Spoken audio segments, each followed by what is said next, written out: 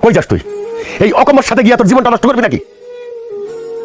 অকর্মা হইলেও সে কিন্তু আমার স্বামী। এত বছর ধরে সে আমার সুখে দুঃখে আমার পাশে ছিল। হয়তো আপনারা তারা পছন্দ করেন না, তারা দেখতে পারেন না। আমিও রাগের মাথায় অনেক সময় কটু কথা বলছি তারে, কিন্তু তারে আমি পছন্দ করি। বউ হিসেবে তার বিপদে তার পাশে দাঁড়ানোটা আমার দায়িত্ব। তার এত সহজে আমি ছাড়তে পারবো না। বাবা, আমরা যাই, চলে যাই। আমার তো বাপ নাই, মা নাই, ছোটকালে তো নেই। সেই কারণে আপনার এই বাপ মনে করতাম, আমার এই মা মনে করতাম। সে কারণে হয়তো নিজের বাপের লগে মানুষ যেরকম করে আমিও এই করছি, অন্যায় করিয়া লাইছি।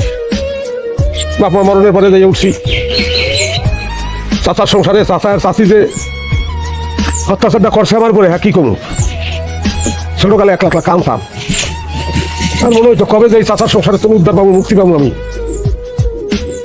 আমার মুক্তির আব্বা আপনি গেছিলেন, আপনি আমার ঘর জমাই করিয়ে আনছেন। কিন্তু আব্বা আমার মনের মধ্যে একটা ডর ঢুকে গেছে। আমার সবসময় মনে হইতো চাচার সংসারে তো মুক্তি পাইছি, কিন্তু এখন তো যদি আমার ঘেড়ি তো রেবাইজ কেটে যাচ্ছে জানবো অনেক। কিন্তু আমি অন্যায় করছি, আমি আসলেই অন্যায় করছি আব্বা। আমি আপনার আসলেই বাপ মনে করছি, আমার মা মনে করছি। আসলে তো নাই কেউ আমার। গেলাম আমি।